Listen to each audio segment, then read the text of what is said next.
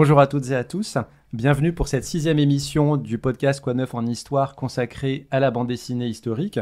On est à nouveau accueilli par Mathieu de la librairie Bulle en Tête, rue de Vaugirard, Paris 15e. Vous allez pouvoir retrouver cette émission sur toutes les plateformes d'écoute du podcast et puis sur la chaîne YouTube. Je suis Hassan Moubarak et j'accueille aujourd'hui Marie Bardiou-Vaillante. Bonjour. Bonjour Hassan. Vous êtes scénariste de la bande dessinée L'Abolition, le combat de Robert Badinter, qui ressort aux éditions Glénat, avec Malo Kerfrieden au dessin, et qui narre donc le combat de Robert Badinter contre la peine de mort.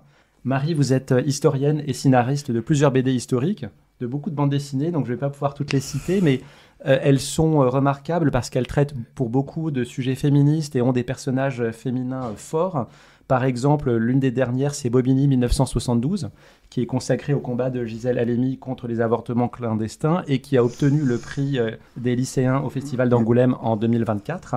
Concernant la peine de mort, c'était votre sujet de thèse, il me semble, en histoire, et vous avez consacré une bande dessinée à ce sujet, c'était La Guillotine, parue aux éditions Eidola en 2019.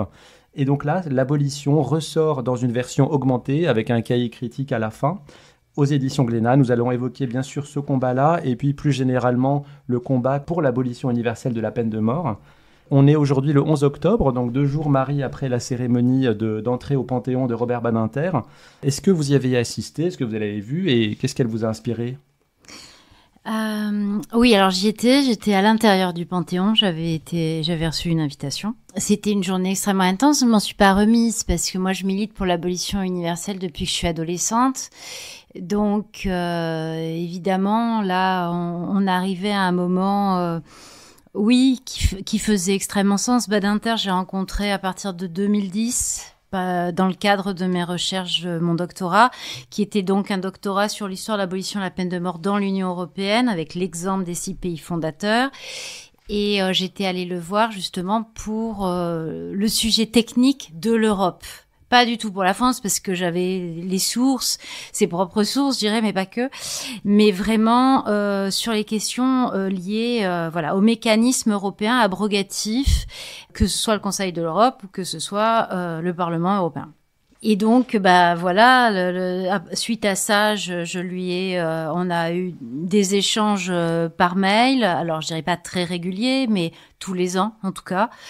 Et puis, en 2017-2018, j'ai proposé aux éditions Glénat. Donc, moi, je faisais de la bande dessinée depuis 2010-2011. Ce travail autour, alors pas du tout une biographie, parce que c'est pas du tout une biographie, mais autour du parcours de militant de Badinter, parce que c'est ça qui m'intéresse. En fait, à chaque fois que je travaille sur des sujets qui ont une base historique, ma question à moi, c'est de me dire, parce que je m'estime réellement comme une militante politique avant tout, donc qu'est-ce que je peux insuffler de cet ordre-là? Qu'est-ce qui m'intéresse dans tel personnage? Et c'est vrai que chez Badinter, c'était vraiment le parcours du militant qui va jusqu'au bout, c'est-à-dire jusqu'à faire passer la loi. Et c'est ça que je trouvais particulièrement intéressant. Alors, il le fait parce qu'il est avocat, il rentre en politique, etc. Mais il y a cette dimension-là, on cherche toujours des échos, hein, de toute façon, on parle toujours de soi, hein, dans les livres qu'on écrit. Et vous, justement, comment vous êtes arrivé à militer contre la peine de mort? C'était quoi votre parcours? Oh là, alors ça, on me pose toujours la question et c'est toujours très très difficile à dire parce que ça fait, je dirais, partie de ma culture familiale, mais je n'arrive pas à dire autre chose que ça, sauf que c'est viscéral. Enfin, je milite, hein, je suis activiste sur beaucoup de causes, mais alors l'abolition, c'est vraiment la toute première, c'est mon fondement, ça, c'est vraiment mon architecture. Et je sais que les gens peuvent avoir un petit peu de mal à comprendre ça, mais pendant l'élection de Mitterrand, j'avais pas 6 ans encore et je me souviens, alors on reconstruit la mémoire, hein, ses propres souvenirs, mais ma maman faisait la campagne, ça c'est sûr. Et donc, je me souviens d'avoir mis des papiers dans les boîtes aux lettres. Et je me souviens que dans cette période, mais je peux pas dire quand, j'ai pas un souvenir précis, de toute façon, elle m'a parlé de Ranucci, qui n'est pas le dernier exécuté, qui est l'antépénultième.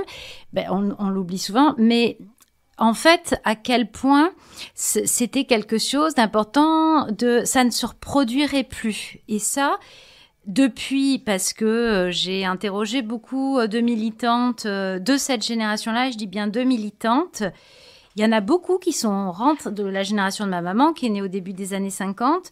Il y en a beaucoup qui sont rentrés en politique. Quand je dis en politique, c'est pas dans un parti politique, c'est l'éveil de leur conscience politique. Avec cette affaire-là. Donc, je crois qu'on a beaucoup de mal, nous, aujourd'hui, à prendre la mesure de ce qu'a été l'affaire Ranucci en 76, quoi. Vraiment, ce sentiment parce qu'il il y a toujours, le doute sur sa culpabilité et qu'il était très jeune et que jusqu'au bout, il a clamé son innocence et alors, dernière chose aussi, c'est que les exécutions dans les années 70 deviennent très rares. Donc, de toute façon, cette justice-là, elle est obsolète d'un point de vue public. C'est, quels que soient les sondages, c'est pas tellement le sujet. C'est que on est en passe de rentrer dans ce qu'on appelle une abolition de fait. C'est-à-dire qu'avant que le droit légifère, effectivement, il y a comme un moratoire qui se met en place. Ce qu'on voit d'ailleurs à la fin, à partir de 77, puisqu'entre 77 et l'élection de 81, il n'y a pas d'exécution. Et vraiment par choix, je dirais, des politiques de se dire on verra à la prochaine élection. Donc là, on est vraiment dans cette phase-là. On va parler justement essentiellement de la décennie 70, qui est la décennie décisive, puisque la peine de mort est abolie par la loi du 9 octobre 1981. Le point de bascule de Roger Badinter, c'est... Roger, mais c'est pas grave. Non, parce que j'anticipais sur Roger Bontemps. Oui, tout à fait. Donc Robert Badinter, puisque c'est l'affaire qui concerne deux détenus à la prison centrale de Clairvaux, Roger Bontemps et Claude Buffet, qui étaient donc emprisonnés dans cette maison. Ils vont organiser une prise d'otage qui tourne mal et ils tuent une infirmière et un surveillant de prison. Est-ce qu'on peut dire un tout petit mot, Marie, sur cette affaire et notamment sur le verdict de ce procès ? Donc, Badinter, je remonte un petit peu plus loin, c'est un avocat, mais qui s'est spécialisé dans le droit d'auteur, en fait. Et c'est un avocat, voilà, qui gère des affaires dans Paris. Bon, il est abolitionniste. Ça, vraiment, il y a zéro doute. Et il l'est depuis longtemps. Et en plus, il écrit. Moi, j'ai retrouvé dans un autre livre que j'ai fait avec Malo qui s'appelle L'enfer est vide, tous les démons sont ici, qui parle du procès Eichmann. Badinter, en 61, j'ai retrouvé un article dans l'Express où il demande à ce que Eichmann ne soit pas exécuté, en fait, que ça n'a pas de sens. Et donc dès 61, il y a quand même des traces publiques, en tout cas publiées, de prise de position. C'est pour ça que je parle du militant. C'est pas tout d'un coup, il devient ministre de la Justice. Ça vient pas comme ça. Effectivement, il se retrouve, il est dans un cabinet et Maître Lemaire lui demande de l'accompagner pour la défense de Roger Bontemps. Donc Roger Bontemps, il a 36 ans. C'est un homme effectivement qui a commis des larcins, du vandalisme, etc., mais qui n'a jamais tué. Il se retrouve dans la même cellule que Claude Buffet, qui lui a déjà tué. Et donc Claude Buffet certainement l'entraîne. Bon, enfin peu importe. De toute façon, il l'a accompagné. Ça, il est son complice. Voilà, et ils se retrouvent à l'infirmerie, ils ont fait semblant d'être malades, et effectivement, ils prennent en otage l'infirmière et le gardien de prison, et qui sont tués lorsque les forces arrivent pour les arrêter dans ce braquage, je dirais. Il est prouvé au cours du procès que Roger Bontemps n'a pas tué. C'est-à-dire que le couteau qu'il y avait dans sa poche, il n'a pas pu le sortir par rapport... Bon, moi, je ne suis pas médecin légiste, voilà. Puis j'évite de trop triturer ça parce que ça m'intéresse pas. J'ai pas de goût j'ai pas de goût pour les affaires criminelles et encore moins pour les choses horribles. Donc imaginez ma vie quand même. Non mais vraiment il faut bien se rendre compte. Je peux faire des malaises, parce que je supporte pas la vue du sang. Enfin c'est quand même pas simple. Donc Roger Bontemps effectivement les deux se retrouvent condamnés à mort. Badinter n'en revient pas que dans ce pays, qui est la France, qui appartient à la communauté européenne, on en soit à condamner à mort un homme dont il a été prouvé au cours du procès qu'il n'avait pas tué. Et dont d'ailleurs son co-accusé dit il n'a pas tué. Ah, tout à fait. Et en plus, Buffet écrit il n'a pas tué, etc. Au demeurant, parce que ça c'est très important, c'est pas le fait qu'il ait pas tué qui a fait que Badinter a défendu Bontemps. De toute façon, Badinter est contre la peine de mort, quels que soient les cas, quelles que soient les circonstances. Donc, s'il avait tué, c'était pareil, il l'aurait défendu avec la même force.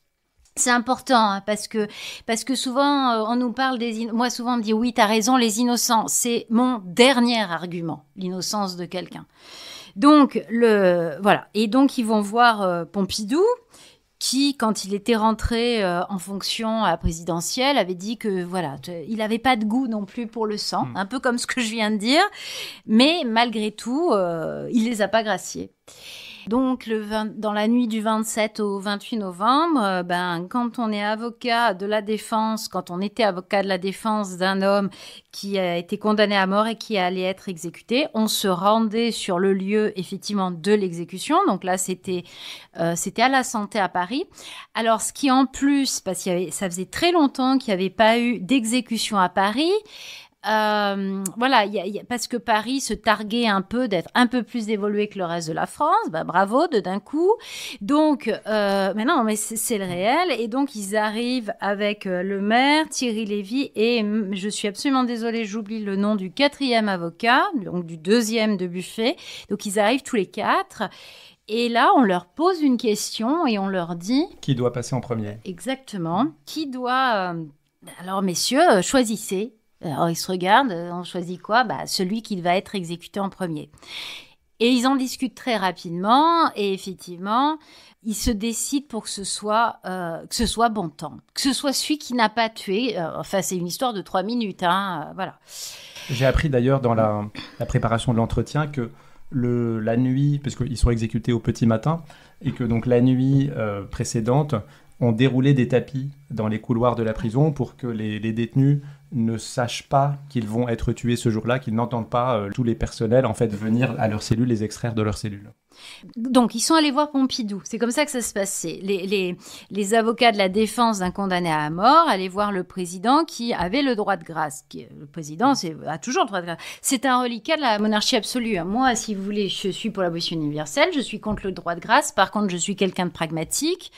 Quand il y a le droit de grâce et qui peut sauver un condamné à mort, voilà, ça me va bien. Hein. Mais c'est toujours... voilà. La balance bénéfice-risque, j'ai envie de dire. Mais il n'empêche que c'est un reliquat de la monarchie absolue, hein, le droit de grâce. Donc, ils vont le voir et le président ne donne jamais sa réponse, en fait, suite à l'entretien. Et donc, c'est un coup de téléphone de la chancellerie à l'avocat de la défense, donc dans les jours qui suivent, les 48-72 heures, qui prévient l'avocat que son client a été gracié ou va être exécuté. Donc, effectivement, la bande dessinée s'ouvre là-dessus, sur Badinter, qui reçoit le coup de fil de la chancellerie, qui lui indique que c'est à telle heure à la Santé. Et donc, il y va, il retrouve le maire, etc. Donc, ils choisissent sur place que ce soit Bontemps. Et là, évidemment, je pense qu'on ne peut pas se projeter sur l'horreur du moment. On n'a pas la mémoire de ça, voilà. J'ai entendu, vous voyez, à midi, parce qu'il y a énormément de choses là qui passent par rapport à l'abolition, etc. Un gardien de prison qui s'exprimait sur une exécution, en fait. Alors, c'était celle de Ranucci. Sur l'exécution de Ranucci, et que donc, il était au Baumettes, ce gardien de prison, et qu'il a été il a été un des 2 gardiens de prison qui ont accompagné Ranucci jusqu'au moment où les bourreaux l'ont pris en charge. Et cet homme-là, qui est gardien de prison, disait à quel point ça l'avait traumatisé. Mais la peine de mort, ça traumatise tout le monde, de toute façon. Et donc, voilà, Bontemps exécuté. Et suite à ça, Badinter rentre chez lui, il va donner cours, il était prof de droit. Et puis, il écrit l'exécution, qui, à mon sens, est son plus grand livre, enfin, est son livre le plus fort, parce que on sent le jet, quoi. On sent que vraiment, c'est cathartique. Il faut écrire ce qui s'est produit à ce moment-là. Donc l'exécution, c'est le livre qui sort en 1973, l'année d'après cette exécution, qui est donc un témoignage presque à chaud de cette expérience. Et il dit dans ce livre, il écrit « J'avais vu mourir un homme que j'avais défendu, Plus jamais je ne pourrai faire quoi que ce soit pour le défendre encore. On ne plaide pas pour un mort. L'avocat d'un mort, c'est un homme qui se souvient, voilà tout. Donc si Bontemps n'a pas tué, l'autre accusé, Claude Buffet, a tué. Est-ce qu'il a des mots, Badinter, pour cet accusé ? Alors, de toute façon, il généralise avant, parce que quand je vous dis qu'en 61, on trouve un article pour demander à ce que... au gouvernement israélien, dirais-je, à ce que Eichmann ne soit pas exécuté, on peut se dire que déjà, voilà, on peut pas aller au-delà de ça. Son propre père est mort à Sobibor, il est survivant de la Shoah, donc on peut pas aller plus loin que ça, que demander cette grâce-là d'une certaine façon. Donc je ne sais pas si à ce moment-là, Badinter a des mots précis par rapport à Buffet, parce que malgré tout, il est avocat de Bontemps, mais en tout cas, le principe, il est universel pour lui, bien sûr. En tout cas, voilà, il assume son rôle de militant de la cause abolitionniste et donc pas simplement d'opposant. Il se met dans les pas d'une de ses idoles qui en son temps était fermement opposée à la peine de mort, qui est Victor Hugo. Et Victor Hugo a cette phrase « On ne doit jamais priver quiconque du droit de devenir meilleur », une phrase que Badinter reprend à son compte. Est-ce que ça résume bien son engagement ? Oui, ça résume bien son engagement et on le voit plus tard. Alors, par exemple, avec le cas de Philippe Maurice, j'en parle parce qu'en plus, j'ai revu Philippe il y a 2 jours au Panthéon. Alors, et ça, je veux en parler parce que enfin, moi, ça m'a particulièrement émue. Donc, j'étais déjà particulièrement émue d'y être. Et en plus, donc moi, Philippe, je le connais depuis quelques années. C'est un homme qui a 70 ans, qui effectivement s'est retrouvé dans une affaire où 1 ou 2 policiers ont été tués à la toute fin des années 70 ou peut-être 1980. En tout cas, il était participant de ça et qui donc a été condamné à mort. Là aussi, par une cour d'assises parisienne, dont on a dit que ça faisait bien depuis des années qu'une cour d'assises parisienne n'avait pas condamné à mort quelqu'un. En l'occurrence, en 80, elle le fait. Et donc, pourquoi je vous disais ça, Gassan, par rapport à Philippe Maurice ? Pourquoi ? Parce que je vous disais, la phrase de Victor Hugo résume bien son engagement. Oui, tout à fait. Et ben sur le fait que Philippe Maurice, donc il a été gracié par Mitterrand une fois que Mitterrand a été élu, parce qu'entre le 10 mai 81 et l'abolition en octobre, effectivement, il y a ce laps de temps. Et Philippe Maurice, sa date d'exécution, elle était sur cette temporalité-là. Donc de suite, Mitterrand, le gracie, et le fait de le gracier. Et que ce jeune homme qui avait 22 ans, il a repris ses études. Je crois qu'il avait un BEPC, quelque chose. Et donc, il a monté tous les échelons. Et c'est quand même un homme qui a passé une thèse d'histoire, un doctorat d'histoire en détention, à aller à son jury de thèse avec les gendarmes à côté, etc., avec la difficulté que c'est d'avoir ses sources, et qui a été après, une fois qu'il est sorti, il a fait plus d'une 20aine d'années de détention, est devenu enseignant-chercheur et professeur à l'EHESS. Enfin, voilà, donc par rapport à cette phrase de Victor Hugo, elle a tout son sens. Et le fait que Philippe Maurice était il y a 2 jours au Panthéon, ça a absolument tout son sens aussi, si vous voulez. Badinter, allez le voir quand il était en détention. Voilà. L'autre grande affaire, l'autre grand procès qui va marquer la carrière de Badinter contre la peine de mort, c'est celui de Patrick Henry.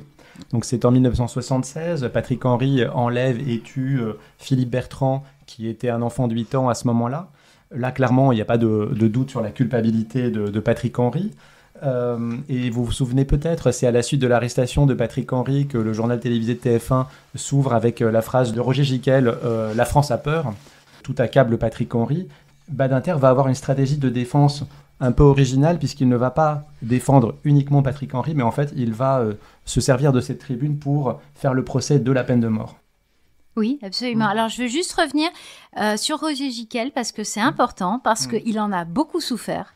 Il l'a dit, il s'est exprimé là-dessus des années plus tard. On retient « la France a peur ». Donc, on pense que Roger Gicquel a peur. Et ça, c'est terrible pour lui parce que Roger Gicquel, il était abolitionniste. Et donc, il faut lire ou écouter l'ensemble de ce qu'il a dit ce jour-là pour comprendre que ce qu'il est en train de dire, c'est que la France a peur, la France demande du sang, en fait, le sang de l'assassin, mais que c'est pas la solution. Et ça, moi, je débunk, comme on dit aujourd'hui, ce truc-là, parce que c'est hyper important de pas rester sur une contre-vérité pareille. Et en plus, ça porte, je trouve, préjudice à la pensée, pour le coup, de Roger Gicquel et à ce qu'il défendait. Donc, par rapport, effectivement, au procès de rupture, oui, de Patrick Henry, ben, c'est ça. Patrick Henry, Badinter estime qu'il est indéfendable. Hein. C'est quelqu'un qui a enlevé et assassiné un enfant, qui est parti 2 jours faire du ski, qui l'a caché et ligoté sous le lit. Qui a mis sous le lit, qui effectivement a dit devant les journalistes, a fanfaronné en disant « Ah oui, celui qui a fait ça, c'est dégueulasse, il faut exécuter, etc. » Bon, il est indéfendable. Donc c'est compliqué. Badinter, c'est pas lui qui a appelé, c'est le bâtonnier Boquillon. Donc ce procès se trouve à Troyes, comme se trouvait celui effectivement de Buffet et Bontemps. Donc Badinter aussi toute cette idée de retourner dans cette ville. Il faut bien savoir que voilà, c'est quelqu'un qui reçoit. Alors le bâtonnier Boquillon a reçu beaucoup de menaces de mort, enfin des petits cercueils dans les boîtes aux lettres, ce genre de choses. Il faut quand même bien saisir l'ambiance. Et donc, il y retourne. Qu'est-ce que je vais pouvoir faire ? Et ben, il a cette idée de génie, mais les procès de rupture, c'est ça. Vous me parliez de. On a parlé de Bobigny. Voilà, d'Halimi. Alors, c'est pas contre les avortements clandestins. Pas du tout. C'est pour qu'il y ait une loi, effectivement, et pour que les femmes ne meurent plus et que, en fait, elles puissent avorter enfin en paix, dirais-je. Voilà, sans qu'elles soient poursuivies par les tribunaux pour ça. Donc, on est vraiment dans la typologie du procès de rupture où il y a un avant et un après, parce que c'est la première fois par la plaidoirie de Badinter. Et donc, comme en France, depuis 1832, on a les circonstances atténuantes dans les cas de crime qui permet effectivement de déclarer quelqu'un coupable de crimes très graves, mais de ne pas lui donner la peine la plus lourde, qui est donc là l'exécution. Donc, les circonstances... Oui, Patrick Henry est coupable, il y a 0 doute. En revanche, détention à vie, ce qui, je ne sais pas, à l'époque, c'était peut-être 20 ans, je ne sais pas exactement. Donc, et c'est la première fois que ça arrive. Et après ça va se reproduire. Et Badinter, il y a eu d'autres procès dont il s'est chargé et il disait à chaque fois, ça le vidait complètement et comme s'il jouait sa propre vie à chaque fois.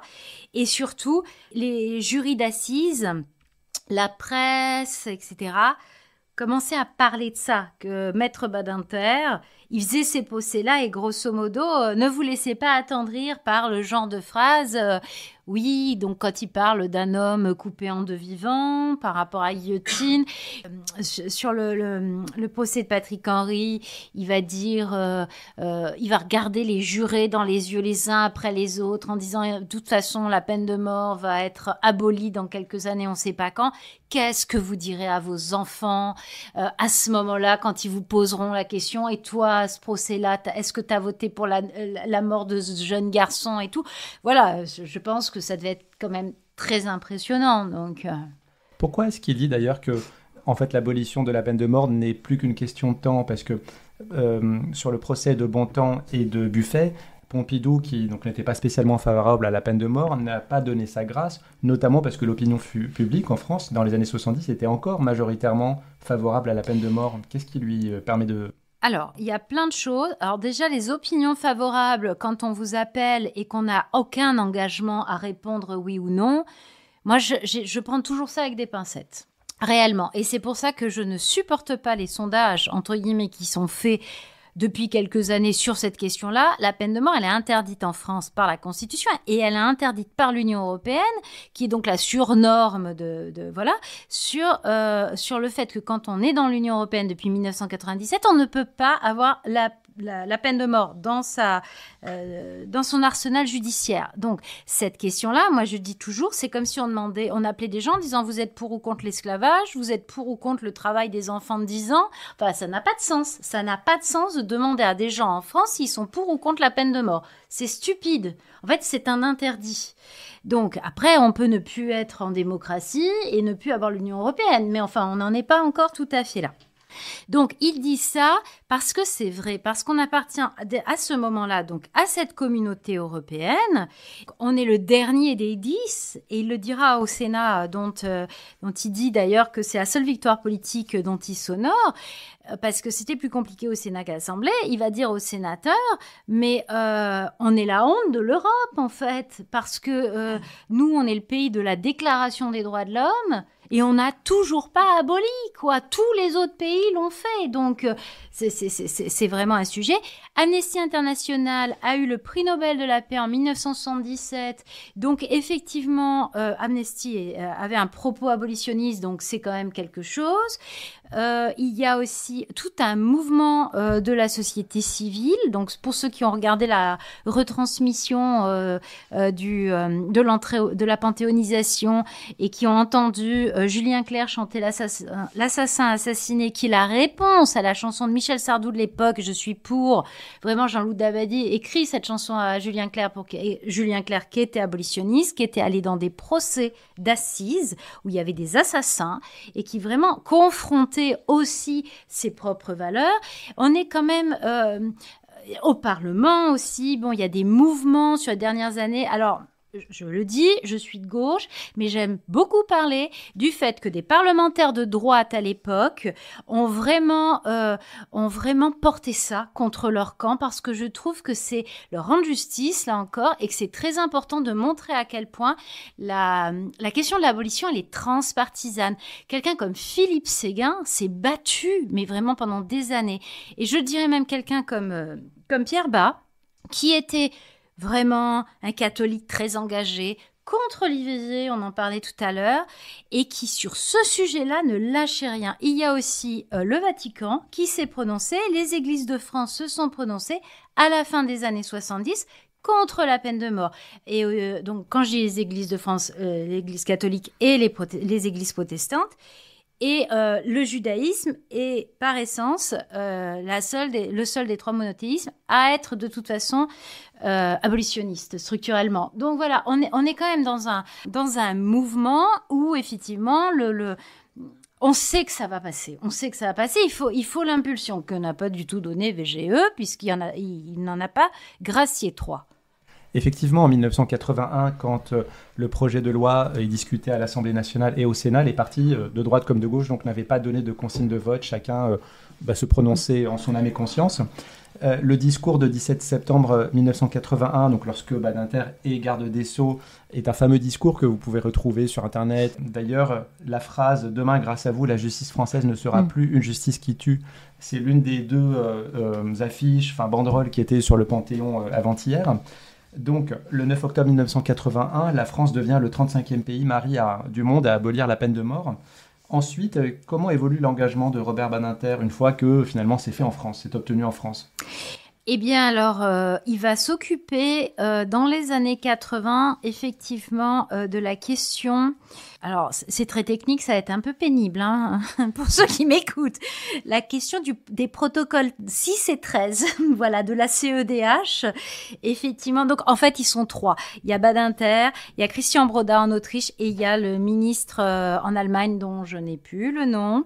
Et donc, ce trio-là va porter la question de l'abolition au niveau de l'Union, enfin de ce qui était l'Europe à l'époque, pour effectivement faire passer ce fait que ça devienne au fur et à mesure un interdit pour les pays d'Europe de rentrer dans l'Europe, si vous voulez, en ayant la peine de mort ou de rétablir la peine de mort quand on est un des pays de l'Europe politique.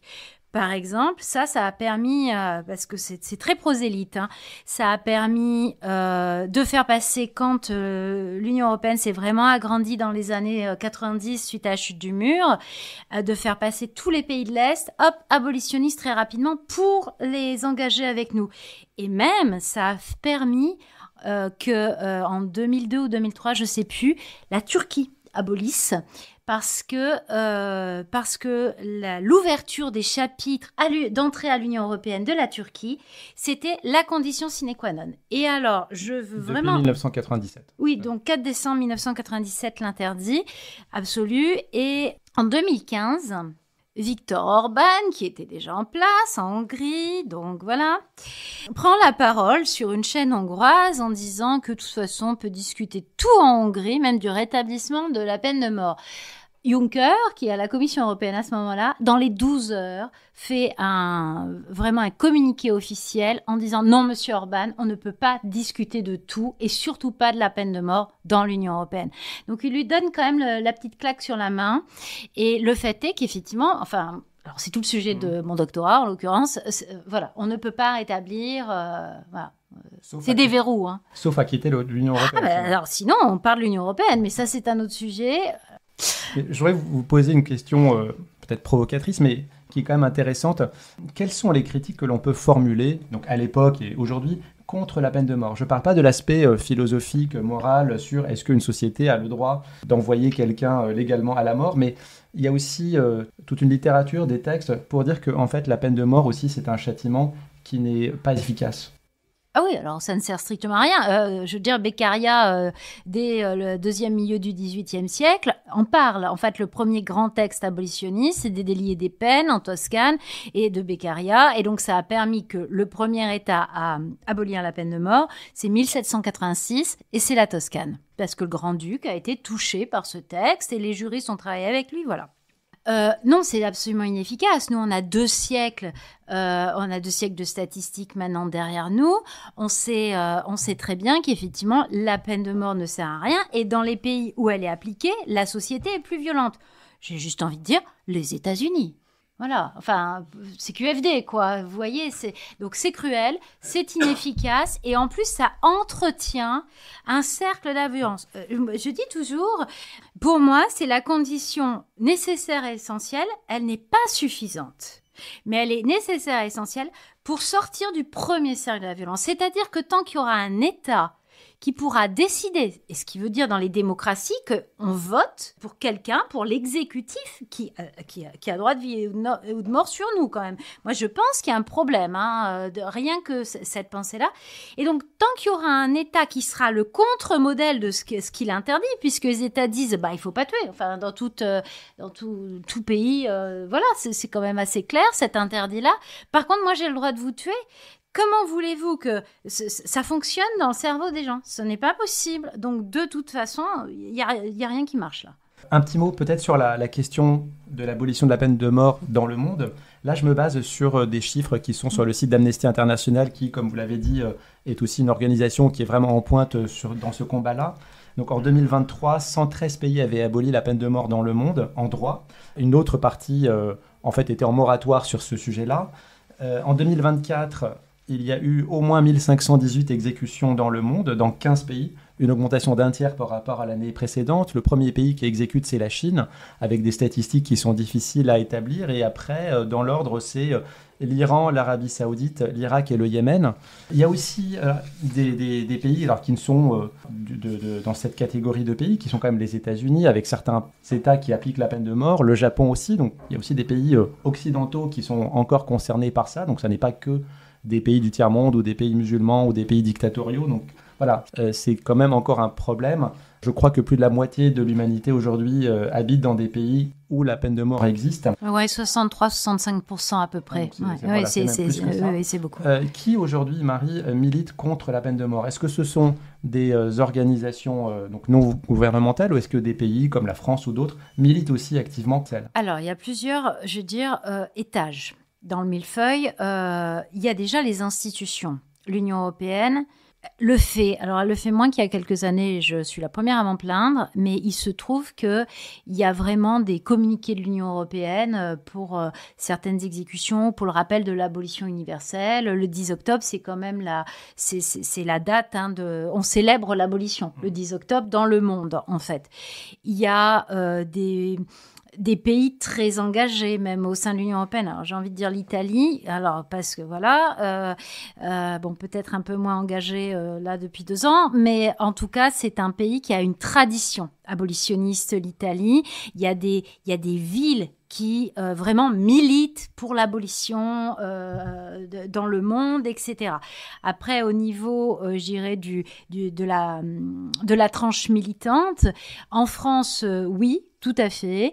Par exemple, l'association à laquelle j'appartiens, mais qui est la plus grande association militante sur ce sujet-là, qui s'appelle ECPM, Ensemble contre la peine de mort, qui est une association qui a 25 ans et dont notre objectif est effectivement l'abolition universelle. Donc ça se passe de différentes façons. ECPM est en lien avec d'autres structures dans des pays où la peine de mort se pratique. Notamment, là, il y a tout un congrès avec les pays du Maghreb pour pour une discussion où il y a beaucoup de moratoires. Hein. Il y a, par exemple, le Maroc, ça fait des années qu'ils n'ont pas exécuté. Par contre, il y a toujours un couloir de la mort et il y a toujours la peine de mort. Et c'est vrai que ce serait important si le Maroc abolissait. Toute la question aussi de l'Asie, parce que l'Asie est le continent où il y a le moins de pays abolitionnistes. Pour avoir étudié donc la question de l'Europe et de l'Union européenne et les structures et les mécanismes, je pense, et je suis à peu près sûre, mais voilà, ne parions pas sur l'avenir, que ce sera l'Afrique, le deuxième continent, qui abolira vraiment. Parce qu'il y a des mouvements en Afrique inter-pays, inter-États, qui fonctionnent comme l'Union européenne a fonctionné pendant 40 ans pour interdire la peine de mort en tout cas. Donc voilà, ça se passe à plein niveau. On prend aussi en charge parfois. Alors moi, je dis souvent, je suis une activiste indépendante parce que ça me permet de pouvoir avoir une liberté absolue et non censurée par qui que ce soit de mes engagements et de mes causes. J'ai monté des mobilisations où j'ai accompagné en tout cas des mobilisations, notamment pour Mélissa Lucio en 2022, qui est suite au film de Sabrina Van Tassel, l'État du Texas contre Melissa. Serge Atlaoui aussi en 2015 et qui est rentré en France il y a quelques années, parce qu'il faut bien savoir que si nous n'avons plus la peine de mort, il y a des Français qui sont condamnés à mort dans d'autres pays, qui appliquent la peine de mort. Bon voilà, on fait plein de choses en fait, tout le temps. Alors pour en revenir et terminer avec Badinter, pour lui, l'abolition de la peine de mort ne souffrait d'aucune exception et il a été confronté à ça, enfin indirectement, mais en tout cas personnellement, dans les années 80, au moment de l'arrestation de Klaus Barbie, qui était le responsable à Lyon de l'arrestation et de la déportation des Juifs. Lui, quel a été son rôle à ce moment-là dans le rapatriement de Klaus Barbie qui a été arrêté en Bolivie et puis sur la suite de son procès? Donc en fait, il est rentré au Conseil constitutionnel et Badinter, pas Klaus Barbie. Et pardon, c'était. Et donc. Personne n'en doutait. Non, mais voilà. Et donc, Badinter organise les choses. Déjà, il le fait du fait qu'il ait été récupéré en Bolivie. Il le fait dormir au fort de Montluc. Parce que c'est là que Klaus Barbie a envoyé les gens qui sont morts qui ont été déportés, qui sont morts dans la Shoah. Donc ça, c'était important pour lui et je le comprends. En revanche, il voulait un procès absolument exemplaire, il voulait un procès filmé et il était particulièrement satisfait que la peine de mort ait été abolie parce qu'il ne voulait absolument pas que cette peine-là, pour lui comme quiconque, soit demandée, soit réclamée. Donc c'est le premier procès filmé en France. On a eu Eichmann en 61, alors qui est un autre dirigeant nazi et qui effectivement, moi je vous disais tout à l'heure, voilà, Badinter avait écrit par rapport à ça. C'est important parce que je veux juste dire quelque chose de très personnel. Moi, vous me demandiez au début pourquoi je suis militante abolitionniste. J'ai du mal à le raconter parce qu'il y a plein de choses, mais il y a une chose vraiment essentielle, c'est que tout ça grandit en moi pendant l'adolescence. Et un jour, j'entends Badinter, alors que je connais, que j'avais repéré, qui parle effectivement des procès de Nuremberg et qui dit que même dans les procès de Nuremberg, pour lui, il ne fallait pas appliquer la peine de mort. Et moi, je dois avoir 15-16 ans et j'entends ça et je me dis, mais ce monsieur qui a perdu son père, etc., la Shoah, enfin, tout ça, vous voyez, je suis adolescente, il dit ça. Donc en fait, c'est la seule ligne à suivre. Et c'est vraiment ce qui était pour moi, voilà, j'étais contre la peine de mort, j'étais une enfant contre la peine de mort, une jeune adolescente contre la peine de mort. Tout d'un coup, ce moment-là, je deviens pour l'abolition universelle. Et c'est pas du tout la même chose, en fait. Et ça, je me permets de dire, voilà, c'est vraiment important. Donc, c'est ça aussi son héritage à Badinter. C'est qu'on a 15 ans, on l'entend parler à la télé, vous voyez, et on se dit, ah, mais oui, mais c'est ça la ligne à suivre. J'ai 50 ans, je la suis toujours. Donc, comme quoi, ça a perduré. Mais le fait est qu'effectivement, pour le procès Barbie, c'est filmé et puis pendant que Badinter effectivement trouve tous les documents sur Barbie, ce qu'il trouve surtout, il pensait que son père avait été déporté à Auschwitz, alors pas du tout, il découvre en fait que c'est à Sobibor, qu'il est mort à Sobibor et que en fait, c'est Barbie, quoi. C'est Barbie qui l'a envoyé là-bas, qui l'a fait déporter. Donc, il se retrouve face à l'assassin de son père, entre autres. Voilà, donc c'est quand même très, très particulier. En tout cas, c'est l'une des luttes, voilà, de Badinter. On ne va pas parler aujourd'hui de toutes les autres, mais la lutte contre l'antisémitisme, la dépénalisation de l'homosexualité, l'indemnisation des victimes, une amélioration de la justice, etc. La filmographie des grands procès, bien sûr, une politique carcérale nouvelle. Évidemment, ce serait peut-être l'occasion d'une autre émission. Et puis, parce que la bande dessinée qu'on présente aujourd'hui, elle traite essentiellement, exclusivement de la peine de mort, même si, évidemment, on parle de l'abolition de la peine de mort. J'y tiens beaucoup. Non, mais c'est important. Et puis, je crois que j'ai vu Malo Kafriden, non, tout à l'heure. Oui, il est arrivé. Malo est là. Ah, voilà, il est derrière. Donc, on va pouvoir passer à la deuxième partie. Vous allez pouvoir poser vos questions. Je rappelle juste, donc, pour nos auditeurs qui ne nous voient pas, le titre du livre, L'abolition, le combat de Robert Badinter, au scénario Marie Bardiou-Vaillante et au dessin Malo Kafriden. Merci beaucoup, Marie, d'être venue. Merci à vous pour l'invitation. Voilà. Merci.